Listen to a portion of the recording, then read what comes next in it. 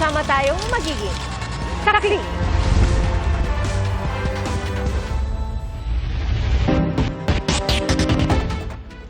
Mga kapuso, asahan na malakas na ulan lalo na sa extreme northern Luzon dahil sa bagyong Nando na posible maging super typhoon sa mga susunod na araw. Ayon pa sa Pag-asa, posibleng paigtingin ng bagyo ang habagat. Saksi, si Rafi Tima. Naghahanda na ang Ross District sa Quezon City ngayon pa lang. Isa ang lugar na ito sa palagiang binabaha tuwing may bagyo o malakas na mga pagulan. Yung mga nasa tabing ilog, yung mga flood-prone area po talaga ay aming inaabisuhan na kapag napakalakas po ng bagyo na po dito sa aming lugar ay pino-force evacuation na po namin sila. Kahapon lang, binisita ng Independent Commission for Infrastructure ang flood control project sa lugar na ito. Si Nanay Felicidad, tanaw ang flood control project mula sa kanyang bahay na katabi ng ilog. Bagamat may mga bahagi na raw natapos, hindi rin niya ramdam ang pakinabang nito. Nakakasakit talaga ng loob. Ibig na mapakinabang. Pera ng gobyerno, pera ng tao yun. Lalong bumaha. Lalong tumaas. Wala nang dinadaluyan kasi yung ilog eh. Sa ngayon, paghahanda na lang daw para lumikas ang kanyang tanging magagawa dahil tiyak, aabutin muli ng ba ang kanyang bahay. Bagay na ilang dekada na niyang nararanasan. Sa 36 years ko rito eh. Sanayan na lang. Ang Manila City Disaster Risk Reduction and Management Office naka-blue alert status na bilang paghahanda sa posibleng epekto ng masamang panahon. Inaabisuhan nila ang publiko na manatiling handa at alerto, lalo na sa mga lugar na malapit sa dagat at ilog dahil sa posibleng pagbaha. Ang Pag-asa, matindi ng paalala kahit malayo pa ang bagyong Nando. Asahan na raw ang malakas na mga pagulan lalo na sa extreme northern Luzon tulad ng Cagayan kung saan inaasahang daraan ng bagyo na inaasahang magiging super typhoon. From Monday up until Tuesday, yan yung possible na maramdaman na hangin ng ating mga kababayan dito po sa may extreme northern Luzon. Ang ulang dala ng bagyong Sinando, pwede raw may halintulad sa bagyong Marce na nanalasa at nagpabaha sa northern Luzon Nobyembre noong nakaraang taon. Kaya hindi lang yung mga nakatira sa flood-prone areas ang binibigyang babala ng Pag-asa. At kahit malayo pa ang bagyo, dapat daw maghanda na ang lahat. Ang Magat Dam ngayon ay nag-spill na. Maapektuhan talaga siya. So magdadagdag po ng tubig ulan doon sa Magat at malamang sa malamang mag-i-spill din ng medyo malaking tubig yung Magat Dam na makakaapekto dito sa Cagayan River Basin. At kahit walang inaasang epektong bagyo sa Metro Manila, maghanda pa rin daw dahil posible nitong paigtingin ang habagat. Kaya dapat umunong maghanda ang mga balak dumalo sa mga malawakang rally kontra korupsyon sa linggo. Para sa GMA Integrated News, Rafi Tima ang inyo, saksi! Maagang nag-ani ang mga magsasaka sa Cagayan bilang paghahanda po sa posibleng pananalasa ng bagyong Nando sa mga susunod na araw.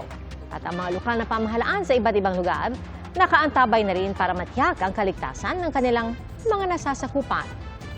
Saksi, si Nico Wahe. Naghahanda na ang mga taga-Cagayan sa posibleng pananalasa ng bagyong Nando. Ang ilang bahay malapit sa dagat sa Santa Ana, nilagyan na ng pabigat ang mga bubong. Kasi linagyan ko ng buhay niya kasi lipat-lipat na naman. Naghahanda na kami sir yung mga kit namin, yung mga damit namin, yung mga flashlight ganon, china-charge na namin. Ang ilang mangingisda susubukan pang pumalaot bukas bago ipagbawal ang paglalayag sa linggo base sa abiso ng Coast Guard. Baka sakali may swerte, di pa pangulam. Pangulam sa? Sa bagyo, sir, mahirap naman walang dahil mga bata, walang maulam. Sa ngayon, nakadaong pa mga bangka ng mga mangingisda dito sa Pampang sa Santa Ana, Cagayan. Pero ayon sa kanila, simula bukas ng hapon, isa-isa na nilang itatali at iangat sa mas mataas na lugar ang kanilang mga bangka para hindi masira. Lalo't ayon sa MDRRMO, kapag signal number 3 hanggang signal number 5, ang alon dito sa Santa Ana umaabot ng 5 metro. Nakalabas na ang mga rubber boat ng Santa Ana MDRRMO. Pati mga gamit kung sakaling kailangan ng clearing operation. Ang mga relief goods, nakaabang na rin. Handa na rin ang mobile energy system sakaling mawala ng supply ng kuryente. Maski 2 araw, 3 araw yan na walang kuryente, kaya niyang i-operate itong EOC natin. Kaya continuous pa rin yung operation maski brand out. Posible rin magpatupad ng preemptive evacuation sa linggo. Malaking tulong din nila mga bagong gawang seawall para hindi umapaw ang tubig sa mga kabahayan. Nagmamadali namang mag-ani ng mga palay ang mga magsasaka sa bayan ng Gonzaga. Ang palay, direkta na rin nilang ibinibenta sa mga buyer. Para hindi masayang po. Masasayang ng pagod namin kung hindi na maaani agad. Sabi ng Cagayan Provincial DRRMO, halos hindi naman nagamit ng mga inihandang supply para sa bagyong Mirasol. Kaya ito na rin ang naka-standby para sa bagyong Nando. Yung mga pre-positioned stockpile ng mga local governments pati barangay, in place pa rin lahat yan. The same yung mga deployment ng mga personnels ng mga rescue units ng MDRMO, maging yung mga quick response team ng province ay in place pa din. So, walang magbabago doon sa preparation natin. Habang wala pang ulan, nagtabas naman ng mga puno ng mga tauhan ng City Hall at Barangay 17 Tabug sa Batac, Ilocos Norte. Delikado. Kaya inaalis namin yung punong sa malapit sa kalsada. Maganda talaga ito. Kahit malakas ang ulan, walang babagsak na kahoy. Nakaantabay naman ang mga rescue equipment at emergency vehicle para sa bawat probinsya sa buong Ilocos Region.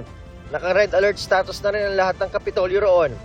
Posible rin magpatupad ng preemptive evacuation sa mga susunod na araw sa mga nakatira sa mababang lugar at mga baybayin o tabing ilog. Especially sa mga areas na susceptible ng flooding, yung rain-induced landslide. Yung mga malalapit sa mga river systems din ay maaring mag-swell, kaya unahan na natin. Sa Cordillera, bagaman hindi pa ramdam ang epekto ng bagyong Nando, nag-abiso ng Mines and Geosciences Bureau na itigil muna mga operasyon ng mga small-scale mining operators sa rehiyon. Para raw ito sa kaligtasan ng mga minero, lalo't posible ang mga pagguho dahil sa pag-ulang dala ng bagyo. Ang Office of Civil Defense nakikipag-ugnayan na rin sa mga LGU para kausapin ng mining operators. Para sa GMA Integrated News, Nico Wahe, ang inyong saksi. Bago po sa saksi, lumakas pa bilang severe tropical storm ang bagyong Nando. Huli itong namataan sa layong 850 kilometers silangan ng Central Luzon.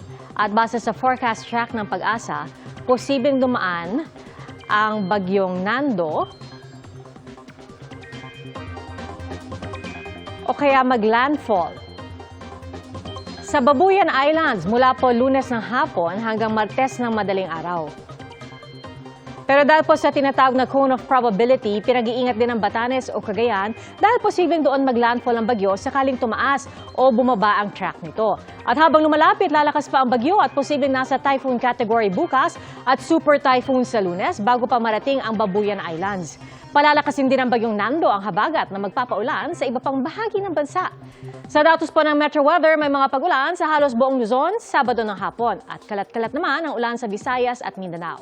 Sa linggo, asahan ang malawakang pag-ulan sa malaking bahagi ng Luzon, Western at Eastern Visayas, Zamboanga Peninsula, Northern Mindanao, Caraga at Soxargen. Mataas din ang tsansa ng ulan sa Metro Manila ngayong Sabado at linggo, lalo na pagdating ng hapon at gabi.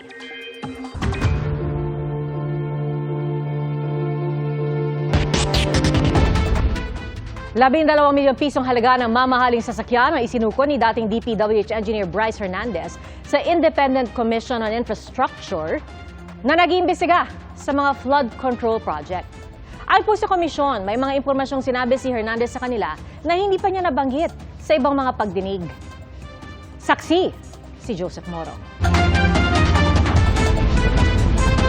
Ilalagay sa kustodiya ng Independent Commission for Infrastructure ang luxury car na ito na isinuko ni dating DPWH Bulacan 1st District Assistant Engineer Bryce Hernandez kanina. Si ICI Chairman, retired Supreme Court Associate Justice Andres Reyes Jr. ang tumanggap ng susi ng sasakyan na nagkakahalaga ng 12 million pesos. Hindi malinaw kung saan ito galing. Sir, bakit niyo sinoli yung sasakyan? Sir. Ang pagsusoli raw nitong si dating District Engineer Bryce Hernandez ng luxury vehicle na ito sa ICI sa ikalawang araw ng kanilang trabaho ayon kay Baguio Mayor at Special Advisor Benjamin Magalong ay pagpapakita raw ng kooperasyon nitong si Hernandez sa ginagawang investigasyon ng ICI. At ayon kay Mayor Magalong, may dalawa pa na susunod na luxury vehicle na isusoli itong si Hernandez. He would like to cooperate. To-turn over yung Ferrari na worth 58 million. Tapos Lamborghini na which is worth about between 30 to 40 million. May mga motorcycles pa siya. Ipasusubasta ang mga sasakyang isusuko ni Hernandez. Dati nang naungkat sa mga pagdinig ng Senado ang mga luxury car na iniuugnay sa kanya. Pagbayad ng taxes, ang Lamborghini Urus is 30 million. Ang Toyota Supra is about 10.8 million. Ang Dodge nasa mga 9.2 million. So kung may sweldo kang 70,000 a month, paano ka nakabili ng 30 million na sasakyan? Yung pong Lamborghini Urus is may share po doon, nag-share lang po yung asawa ko tsaka ako para gawin pong konting hanap buhay. Dear Bryce, totoo ba na meron kang Ferrari? Wala po, Your Honor. At yung sinasabi pong Ferrari, actually nakita ko rin po yun sa opisina. Sobrang ganda nga po, pinicturan ko po yun eh. Ayon kay Magalong, may impormasyon si Hernandez na sinabi sa komisyon na hindi pa raw niya nababanggit sa ibang pagdinig. Very relevant yung kanyang mga revelations niya. And to cut it short, talagang tell-all siya. And he continued to cooperate with us para talagang ma-identify palalo yung iba pang mga sangkot. Magandang lead ito para sa mga investigador. Sa isang pahayag, sinabi ng ICI chairman na voluntaryong sinagot ni Hernandez ang lahat ng kanilang mga tanong nang walang pasubali at walang pag-iwas at nagpakita ng buong kooperasyon. Explain namin mabuti kung ano yung mga choices niya. And then finally, he realized na better to cooperate with us sa ICI. Are we evaluating him to be a possible CEO? Ay, hindi namin iniisip yun. Sa ngayon, hindi namin iniisip. Bukod kay Hernandez, sumarap din sa ICI si dating DPWH Secretary Manuel Bonoan. For the meantime, siguro hintayin na lang natin si Chairman kung ano yung magandang kung ano yung mga na-reveal niya. Nauna nang sinibak sa serbisyo sa DPWH na Hernandez, kanyang dating boss si Henry Alcantara at mga dating kasama sa Bulacan 1st District Engineering Office na sina JP at Juanito Mendoza. Kasama sila sa mga sinampahan ng reklamo sa Ombudsman kaugnay sa anomalya umano sa flood control project sa Bulacan. Pinatawan na ng 6 na buwang preventive suspension ng 16 na kasamahan nila dati sa DPWH Bulacan. Ang mag-asawang Pacifico at Sara Discaya naman dumating sa DOJ sa Maynila para sa evaluation kung pasok sila sa Witness Protection Program. Confidential ang proceedings ng Witness Protection. I think that they're really looking for a solution to their problems. I think that it's a relief for them to be talking to people who just want to go to the truth. Gusto lang natin lumabas ang totoo sa bagay na ito para naman maparusahan yung dapat maparusahan. Bukod sa mga diskaya, may 2 hanggang 3 pa raw na konektado sa manumalyang flood control projects na nais sa mailalim sa WPP evaluation. Isa sa kanila kasama sa 15 kontraktor na pinangalanan ni Pangulong Bongbong Marcos. Pero kung si Remulla raw ang tatanungin, meron daw siyang taga-DPWH na gustong makuha para sa WPP evaluation. Kinakausap na raw niya ang Senado tungkol dito. May mga vital link yan. Alam mo naman tayo, we have to create the links and correct the dots. And sometimes they are the most important pieces of the puzzle. Para sa GMA Integrated News, ako si Joseph Morong, ang inyong saksi. Mga kapuso, maging una sa saksi. Mag-subscribe sa GMA Integrated News sa YouTube para sa iba't ibang balita.